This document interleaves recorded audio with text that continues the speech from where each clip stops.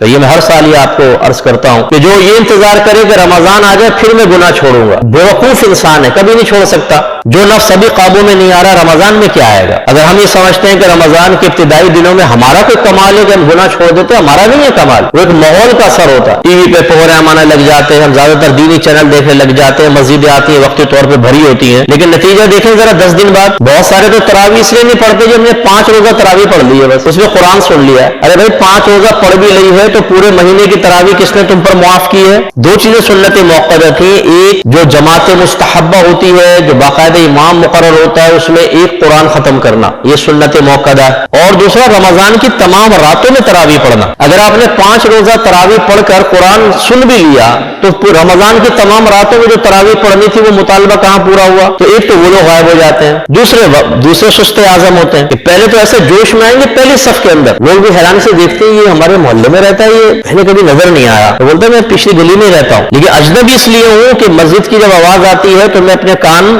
پہ اور تکیہ ڈھک لیتا ہوں، الصلاۃ خیر من النوم سن کر، اتنی توفیق نہیں ہوتی کہ مسجد میں آ جاؤں۔ رمضان میں جوش چڑھا ہے، اب دیکھیں کیا پہاڑ توڑتا ہوں، تو پھر وہ کچھ دن کے لیے مانوس سا بنتا ہے، پھر اجنبی ہو جائے گا، پھر آپ ڈھونڈتے رہیں آپ کی نگاہیں غائب ہو جائے گا، 4 روز 5 روز کا جوش ہوتا ہے۔ ہمارے نوجوان 2-3 دن تک ٹک ٹاک سے دور رہتے ہیں، اس کو طلاقیں دینے کی کوشش کرتے ہیں، لیکن رجع پھر آ جاتی ہے اور رجوع کر لیتے ہیں، کیونکہ طلاق رجعی دی ہوتی ہے، تو 3 طلاقیں دی ہوتی، مغلظہ ہوتی طلاق تو چلو حلالہ کے بغیر ممکن نہ ہوتا، لیکن طلاق رجعی دی ہوتی ہے، تھوڑی سی دیر میں رجوع کر لیتے ہیں، پھر وہی رمضان ہوتا ہے اور وہ نوجوانوں کے میسج ہوتے ہیں، مفتی صاحب غسل فرض کر لیا اپنے اوپر، یہ گناہ کر لیا، وہ گناہ کر لیا، شوہر حضرات میسج کر رہے ہوتے ہیں کہ جی وہ ہم پہ بے قابو ہو گئے میاں بیوی اور جسمانی تعلق قائم کر لیا حالت روزہ میں۔ کیوں قائم کر لیا؟ اس لیے کہ تمہاری طبیعتیں قابو میں نہیں ہیں، تم نے کبھی نفس کو قابو میں کرنے کا ذہن ہی نہیں بنایا، آپ نے کبھی وہ طریقے نہیں سیکھا کہ نفس کو اپنی طبیعت کو کیسے روکا جاتا ہے۔ پورے سال 11 مہینے تک ہم نفس کی غلامی کرتے ہیں، وہ کہتا ہے کھانا کھاؤ، کھانا کھا لیا، کون سا کھاؤ؟